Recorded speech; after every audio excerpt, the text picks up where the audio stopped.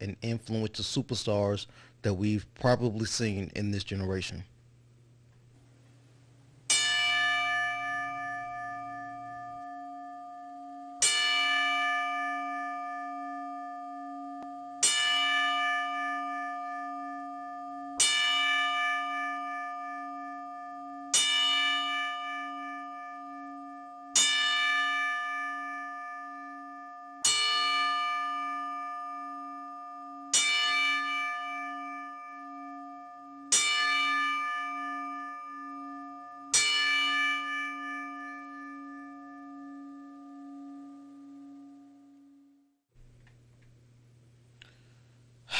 What's going on, everybody? My name is Stephen Ramon, and I'm joined with my co-host, Mr. Wanye Picante.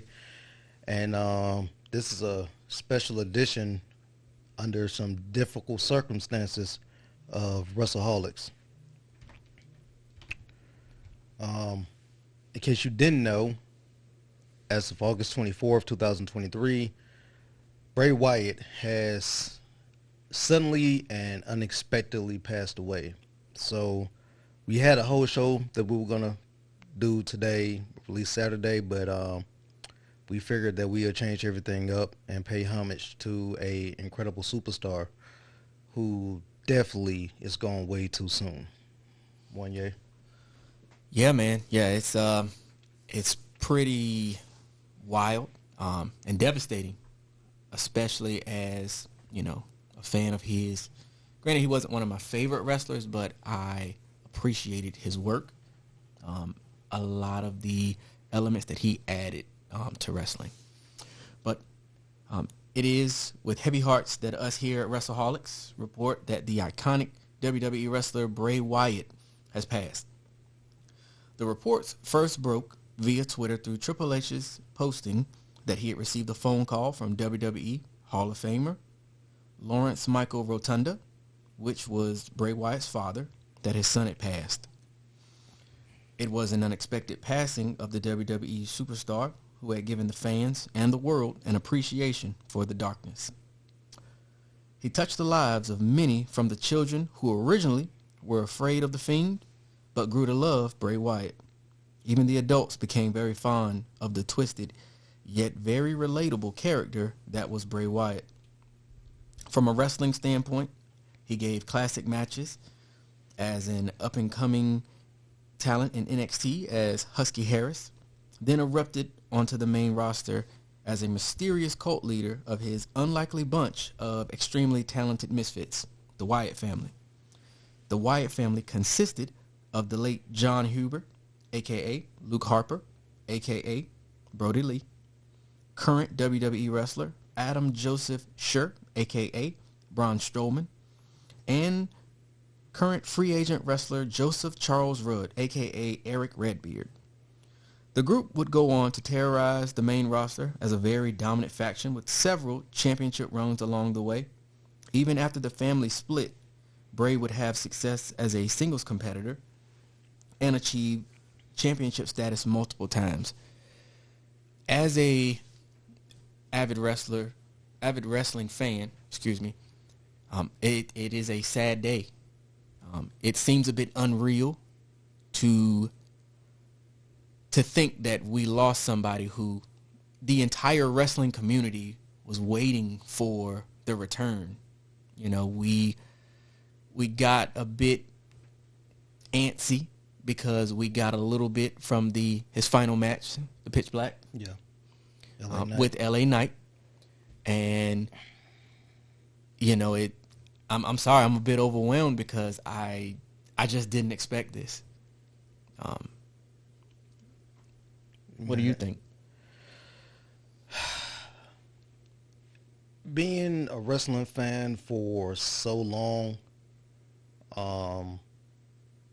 over 20 some years, 30 some years probably, I've seen a lot of wrestlers pass away. Just yesterday on the 23rd of August, we lost Terry Funk. So, Terry Funk, he passed away at the age of 79, hardcore legend. I definitely remember watching some of his matches as a kid with Mick Foley, Chainsaw Charlie. But This one with Bray it hits different. This reminds me of when Eddie Guerrero passed. I think I was in, I want to say maybe ninth or 10th grade. I was sitting in ROTC doing the morning announcements in high school, and it came across that Eddie Guerrero had passed away. Unexpectedly, they found him unresponsive in this hotel room, and that hurt because I was a huge Eddie Guerrero fan. Huge Eddie Guerrero fan. The same way that I was a huge Bray Wyatt fan. I don't know if the word was or is appropriate, but just as a fan, as a wrestling fan, period, it sucks when you see someone of this caliber just unexpectedly just pass away, you know. But then I think it's a bit worse if you're an actual personal fan of that performer. The Bray Wyatt gimmick, you know, in its emphasis when it was the Wyatt family, I wasn't opposed to it. It kind of grew on me after a while because it was unique. Hadn't really seen it. I guess from a fantasy booking perspective, that was one of the things, like, hey, I can't get Undertaker versus Sting, but Undertaker versus Bray would be awesome. Yeah. And, you know, we did get the Undertaker versus Bray, but WWE, you know, they did what they do. Yeah, so Bray Wyatt was just he was more than a wrestler. Father, him and his fiancee JoJo have 2 children together, 2 children from a previous relationship. So husband to be, father, friend. This sucks. Like, it's heartbreaking. I don't know. I know I was probably one of the ones that was asking, like, hey, man, what is going on with Bray? Like, why haven't we seen him on television? We didn't know, at least I didn't know, if WWE were doing something. You know, there were reports that he had some creative issues or conflicts, and come to find out he was dealing with an illness that ultimately he couldn't overcome. Yeah. I know, just speaking from my standpoint, I think that the loss of him, more than just as a wrestler, the personal standpoint that I have, you know, that I can really relate to is, you know, just putting myself in the mind, like, man, you know, what if something happened to me? You know, just thinking about how it's going to affect, you know, his kids. Yeah. You know, and like you were talking about his fiance, because the loss of someone who you build that relationship with, who you build all those memories with, you know, it's saddening. For me, thinking, you know, that I'm not gonna see the Fiend again, because that's what really drew me into the character of Bray Wyatt. That was the creativity. Yeah, his was brain, a genius, man. His brain was so far beyond what normal WWE booking and storytelling is, and probably will ever be. I mean, the guy gave us so many layers and so many elements of wrestling, of enjoyable wrestling, but also entertainment. Even with his most recent version of himself, the Bray Wyatt, Uncle Howdy. Yeah. You know, it had people clamoring, and there was some mixed reviews. A lot of people was like, hey, they need to hurry this thing up. Some people were like, hey, let it cook. But either which way it go, Bray Wyatt had the ability to just really get that emotional connection and evoke that emotional response from the audience. And let's look at the Firefly Funhouse match he had with John Cena, right? Yeah. Unorthodox. Crazy. But entertaining. Yeah. Very. and especially even for me, and I'm probably, I could go on record and say I'm probably one of the biggest John Cena fans. Like, in my mind, John Cena is it, you know? So being involved with that match and just seeing all the different elements and the roller coaster of emotion that it got you, it drew you in, and it had like a real strong hold on you. Like, man, what is really gonna come of this? Yeah. It's so many different sad elements surrounding this. But definitely among those elements would have to be how I feel that we as wrestling fans were just robbed of an opportunity, because we never, in my opinion, I don't think we ever got to see Bray at his full potential. Really? I don't think so. I don't think we ever got to see what his creativity could really max out at. I think he always had limitations and restrictions placed on him creatively. Probably because those that be in WWE can think outside the box, like you said earlier. But I personally felt that we were getting ready to see the best of Bray Wyatt when he returned back at SummerSlam. Yeah. I felt with the workup of him coming back, and then the storytelling, the stuff with LA Knight, and just all of that, the rumors, the Uncle Howdy gimmicks, just all of it. I felt like, yo, Bray Wyatt is getting ready to show us some really twisted stuff that's going to be amazing. But unfortunately, we're not going to get to see that. No, we're not. And I have to concur with you. Yeah. We didn't get the best of Bray Wyatt, but Bray Wyatt gave us the best of him. Yeah. You know, he always gave it 110%. You know, going back to what you said, some of that greatness was honestly capped. Yeah. Because as we know, WWE has a certain feel, a certain way that they want to convey and how they like to control the narrative. Mm-hmm.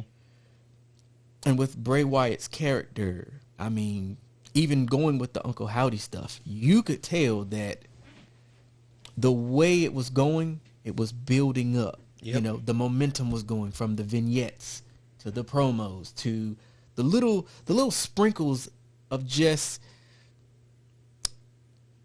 not the norm as it pertains to wrestling. Yeah.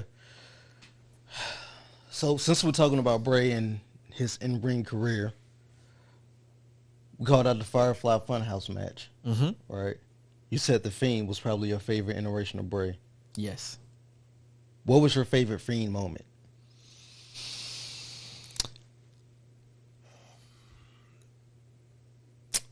I think my favorite Fiend moment, he was in a feud with Randy Orton. And Really? yes, he was in a feud with Randy, and it was in one of the matches, and he did like the Exorcist upside down head turn thing, and that moment it always stuck to me because I saw Randy give a face like, wait a minute. It was almost like Randy had no idea like he was gonna do that, and just the way he did it was so much raw emotion from Randy, and because Randy Orton, he's one of my favorite wrestlers. So to see him react like that, it caught me off guard because I'm like, wait a minute, hold on, wait. If Randy, the man that hears voices, if he shook, nope. I wasn't expecting you to say that one though. Okay. Only because that was like his last serious feud before he got released from the company. You know, and then we saw how everything ended with the feud at WrestleMania, and yeah.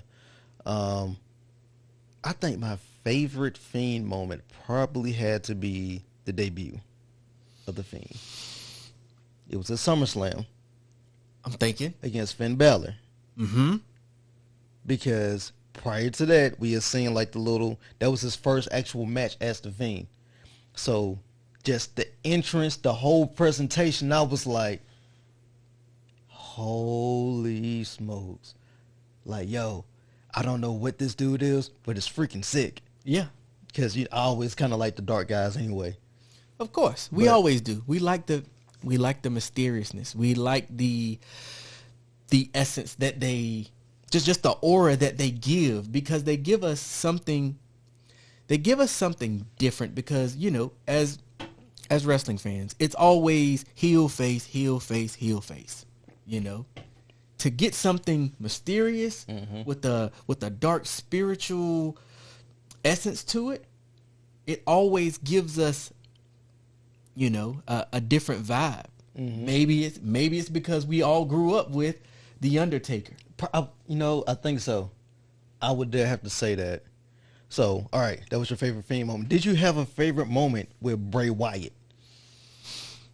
Like the Wyatt family, Bray Wyatt. Not a favorite moment as the whole family. Or just that iteration of him, period. Did you have a favorite moment? At that time, and I'm going to be honest, I think it was my,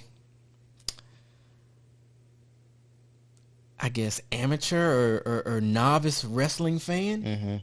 It wasn't my cup of tea. You didn't understand the gimmick? I think that's what it was. Probably so. I think when he did the Firefly Funhouse, and he would come up on the little TV, and he'd be like in there like the Mr. Rogers joint with the puppets. Yeah. Yo, when I tell you that joint, it used to crack me up. But like I said, when I think about him, like I said, him with the Mr. Rogers, and then the match that he had with Randy. Bruh, my kids, they were, what, 4 and 2? My two youngest, they were like 4 and 2, so every now and then they would watch wrestling with me, right? And whenever that would come, they loved that part. They would go crazy. But then when he actually started showing the Fiend gimmick and he'll flip it, I had to be like, oh, y'all can't watch this. No. Because y'all have some nightmares, then your mama mad at me. Right. Now I got to stay up. Like, no. But yeah, that was just, again, it just goes to his creativity, man. The layers he was able to add into his character. Like, one guy, on one hand, you got Mr. Rogers. On the next hand, you got the Demon from Hell, look like.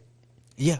Speaking of the Demon, granted, that was a match that we never got. It was. But we should have got it. We definitely should have. WWE, you owe me. All right? You owe me for that. All right? Oh, we should have got that. Yeah. Especially after, we're not going to go down that road. Okay, we're not. I just want to say that it's interesting that Finn had his Demon King, which was good. But I think that Bray Wyatt's The Fiend overshadowed him so much to the point where we didn't even fully appreciate Finn Balor. We could talk about it at a later date, but just think about that. Definitely a whole nother. I know, but it literally just hit me. I don't think, just real quick, I don't think that it's so much as overshadowed that version of Finn. I think that version of Finn just ended up getting played out. Okay, all right. Yeah. We'll talk later. We'll talk about that later. We'll talk about it later. We'll talk about that one later. Well, yeah. So let me see. My favorite Bray Wyatt moment with Wyatt, the family man. Man, it was not the family man. I don't know if this one counts, but it was when he won the tag team championships with Matt Hardy, the leader of worlds. Oh man, it was that one. Oh god, it was another one. It was a cage. I think it was John Cena. Yeah, it was John, because he had a few run-ins with John Cena on his first run, and I don't know if it was for a championship or what, but it was a cage match, and it looked like John Cena was getting ready to get out the cage. The lights went out, and when the lights came back on, it was like this little kid dressed in white singing. They just got the whole world in his hands, and then next thing you know, it's like all these little kids pop up, and it freaked John Cena out so bad. Yeah, I do remember that. That was probably like one of my favorite moments. I was like, now every time I hear he's got the whole world in his hands, I think about Bray Wyatt. Yeah, it doesn't matter if I'm at church. When I hear that song, I think about Bray Wyatt. Yeah, like, man, I think that really speaks to his his polarizing, I mean, figure, character, person. I mean, whatever title you want to give him, I mean, it was captivating. Yeah. Yeah, the man was entertaining, for sure. I know one of the things that really had an effect on the man, on Bray the Man, Okay. on Wyndham, was the passing of John Huber. That were really, really close in real life. The interviews are out there. When John Huber passed, that took a toll on him. Now, you know, they're reunited. Half of the Wyatt family is reunited again. Yeah. God, man, 36. Yeah. That's young. That's young. I'm 34. Yeah. 36 years old, man. That's To think about all of the, and I hate to say this selfishly, but just like we could have had, at least another 5-6 years. Sir, I dare say 10. Easy. With proper Bray Wyatt management. I was about to say. No. Come here with this low management crap. Hey, look, I'm not a fan of the load managed wrestling. However, in Bray's case, I would allow it because it gave credit to the story. Mm-hmm. It built it. It gave it. And the other thing about Bray? What's that? The other thing about Bray was, I think he was really good in doses. Like just a dab of Bray here, a dab of Bray there. Bray was one of those guys, depending on the iteration, like especially with the Fiend iteration and what we would get ready to see in this most recent return with the Uncle Howdy gimmick. I don't know what we want to call that. That was one of the things that would have been good. Like, hey, a little bit here. Like, you don't need to see him on TV every week. He doesn't need to be on the PLE every month. No, just here and there, just sporadic. Because I think what he was on the verge of doing from a wrestler standpoint was very Undertaker-esque. And one of the beautiful things about the Undertaker character was how he was able to position himself solely with his gimmick in a main event status level without ever needing a championship. And I really feel that was what Bray was on the verge of getting ready to do. Yeah. Like, because of the uniqueness of his character. Like, Bray was just that guy that from an on-screen persona, like, you didn't want to cross. I dare say that part of the reason why LA Knight got so hot was from working with Bray. Because Bray Wyatt was really his real serious feud on the main roster as LA Knight. Because when he first came up, he was stuck with the Maximum Male Models gimmick. I hated that. And then Triple H took over. Mm-hmm. We switched him back to LA Knight. Yeah. And then he was just kind of like floating in limbo. We'll see him backstage here and there. He didn't have anything until he ran up against Bray. Which he did masterfully. And I have to agree, because if we think about LA Knight, even before he came to the main roster, he performed. He had a very good career. Absolutely. I'm not saying that the guy's not good. Like, the guy's great. Yeah. But no. I'm just saying, like, it definitely started the fire that is LA Knight now. Yeah. But even in losing that match, because it was so heavily talked about, whether it was good, bad, or indifferent, I dare say that Bray Wyatt still got LA Knight over. Bray put LA Knight over, in my opinion. Even though he won the match. And typically in wrestling, you don't put somebody over unless you lose. Yeah. Bray put LA Knight over. And it fit. It fit even with LA Knight's personality. The character that is LA Knight. With the vignettes and the backstage interaction, just the little things, the little subtle things. Mm-hmm. It fits so perfectly that it allowed LA Knight to really blossom in front of our eyes, while, like you said, we got Bray in little spurts. That's what we needed.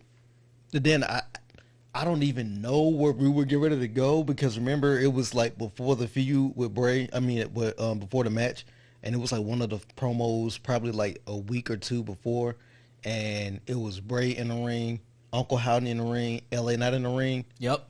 LA Knight slid out, and then Uncle Howdy hit the Sister Abigail on Bray. Yeah.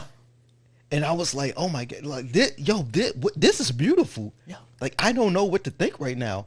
Is this supposed to be like a representation of one of his demons trying to communicate with him and bring him back? Because remember, when he came back, he was trying to be like positive and be like, I'm not the Fiend, I'm not that guy anymore. He was trying to be like the quote unquote the sane, stable guy. Yeah. And then you had Uncle Howdy, remember who you are, revel in what you are. So man, that guy was a master storyteller. I feel like WWE owes us. Just tell us what you were getting ready to do with that. You ain't gotta actually do it. Just tell us. You know. At this rate, yeah. Just give me a little bit. Just a little. Give me peace. Give me peace of what you was finna do. This is how masterful This is how masterful of a storyteller Bray Wyatt was. WWE literally went and hired a writer from Marvel. Mm-hmm. I remember that. From the Marvel movie series, and brought him into WWE. Yeah, specifically. Just for Bray. Yeah. I don't care what it's, I don't care. Like, yeah, we bring them in for, no. Mm-mm. Because you hired him, then Bray returned. We put two and two together. You went and hired a successful Hollywood writer for a multi-million-dollar movie franchise in Marvel just to solely write for Bray Wyatt. Because they had to. You had to bring in somebody with the mindset that could match where Bray wanted to take it. Yeah. Because, oh man, I would have loved to have been in some meetings creatively where Bray would pitch stuff. I just would have loved to see what the faces in the room would have looked like. Sorry, jaw dropping. They're like, we can't do that. Like, what? So we can't do that on the segment, all right? Like, sir, what are you talking about? Oh man. But yeah, man, it's as sad as it is. I think that we, as wrestling fans, even as human beings, we're going to, cherish the memories, the moments that he gave us. Yeah. And I think that us as wrestling fans, we should continue to, honor him. Still share all of the clips. Mm-hmm. Still give flowers where it's due. Mm-hmm. Absolutely. This is a huge loss for the wrestling world. Huge. Normally, losses of this caliber is normally from veteran guys, that have already retired, or veteran guys that have that suffered mentally or not in the prime of their careers anymore. Yeah. But to see someone so young in the prime, even when he came back, he looked like he was in like the best shape. Yeah. Of his life. Yeah. Physically? Yeah. He looked good. Like he was ripped. Yeah.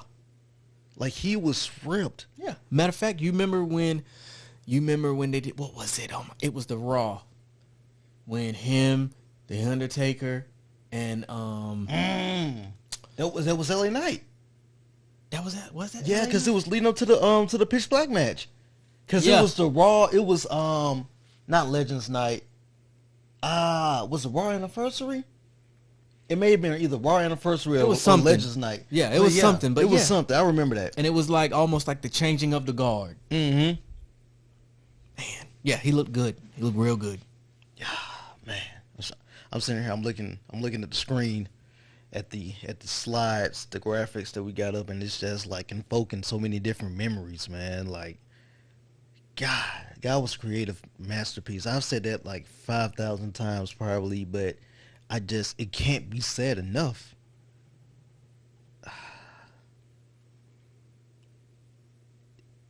the most beautiful ability about Bray, no matter what you gave him, he made it work. Even going back to NXT in the Husky Harris days when he was with Nexus, Yeah. Bray made it work. He made it work. Yeah, there are some people that get into the wrestling and entertainment business that it's what they were made for. It's not necessarily their purpose, but man, what they did was magic. Yeah. It was masterful. It's mind-blowing to see, even if you look at all the people who don't become successful wrestlers, the ones that do hone a specific character, or they are able to give us so many different layers and levels and experiences and memories. It's special. He was special. He will always be revered and acknowledged and honored for his ability, who he was, and who he will forever be in our hearts. Yeah. I said before we started recording that this wrestling fan in me, the small, very small piece that kind of wishes like, man, this would be, maybe it's just a work. It's not a work, it's reality. Yeah. We have lost, in my opinion, and this is solely my opinion, we have lost someone that should have been a bona fide Hall of Famer. Someone that should have had a Hall of Fame worthy career that was hampered by booking. Legend. Creative genius. Mastermind. Just all of those adjectives that you want to use. Huge shock to the wrestling world on today. Man.